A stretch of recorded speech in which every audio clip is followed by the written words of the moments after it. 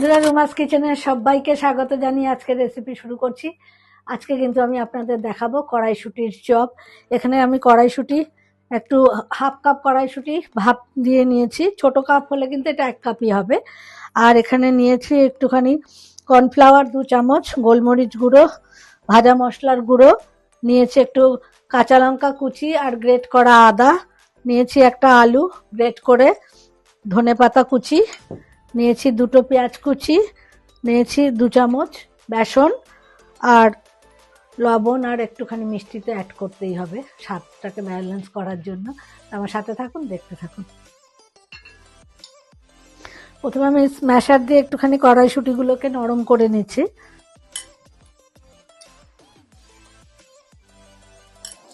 এরকম স্ম্যাশার দিয়ে কিন্তু স্ম্যাশ করে নিলাম, এরকম আধা ভাঙা মতো হবে। এখন মিক্সড করে দিচ্ছি একে একে সব উপকরণগুলো। দিয়ে দিচ্ছি পেঁয়াজ, দিয়ে দিচ্ছি গ্রেট করা আলু,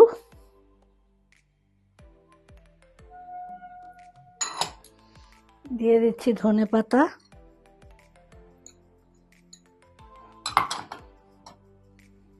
দিয়ে দিচ্ছি আদা আর লঙ্কা কুচি,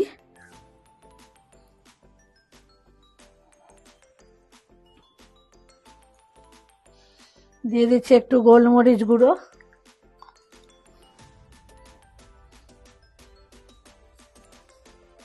দিয়ে দিচ্ছি সামান্য একটু মিষ্টি, দিয়ে দিচ্ছি বেসন 2 চামচ আছে এখানে, দিয়ে দিচ্ছি কর্নফ্লাওয়ার 2 চামচ,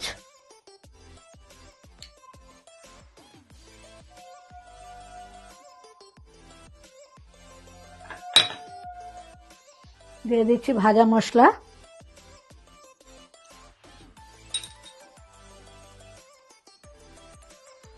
এবার দিয়ে দিচ্ছি স্বাদ মতো লবণ।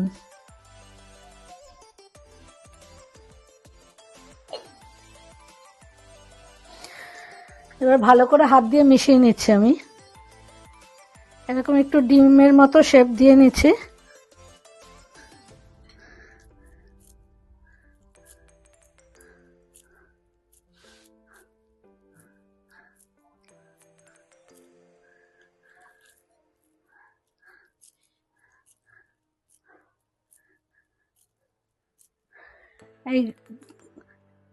এই চপটাকে এরকম একটুখানি ব্রেড ক্রামের মতো মধ্যে একটুখানি ঘুরিয়ে নিয়ে একটু চেপে চেপে একটু এইভাবে সবগুলোকে আমি রেডি করে নিচ্ছি। বন্ধুরা, সব চপগুলো কিন্তু এইভাবে রেডি করে নিলাম।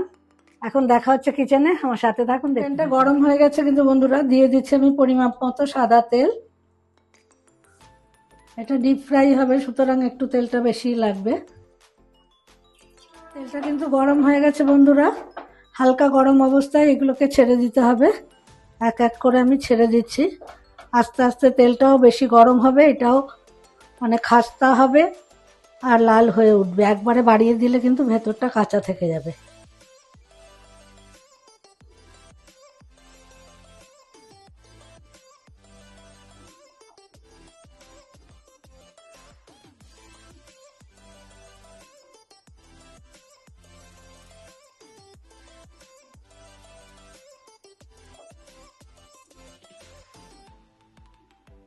আমি কিন্তু আঁচটা একেবারে লো টু মিডিয়ামে রেখেছি। এবার আমি উল্টে দিচ্ছি। দেখুন এক সাইডটা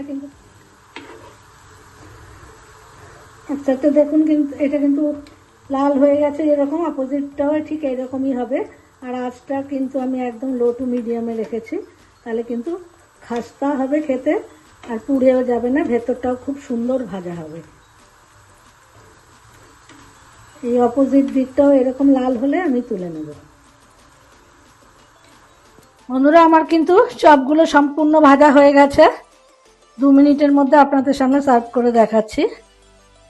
দেখুন ভাজাটা একদম খাস্তা মচমচে হয়েছে। বন্ধুরা, কড়াইশুঁটির চপ কিন্তু আমার একেবারে রেডি। এখন শীতকাল, টি টাইমে কিন্তু সবসময় একটু ভাজাভুজি কিছু খেতে ইচ্ছা করে, আপনাদের করে কিনা জানি না। তো এরকম কিন্তু জমে যাবে চা কফির সাথে, সবাই মিলে এনজয় করে চা খেতে পারবেন কিন্তু। তো বাড়িতে একবার ট্রাই করুন আমার মতো করে, ভালো লাগলে কিন্তু কমেন্টে জানাতেও ভুলবেন না, ভালো লাগলে লাইক শেয়ার পেজটা ফলো করতেও ভুলবেন না। সবাই ভালো থাকবেন, সুস্থ থাকবেন। ভিডিওটা এখানে শেষ করছি, নেক্সট ভিডিও খুব শিগগিরই দেখা হচ্ছে, ততক্ষণের জন্য বিদায় নিচ্ছি।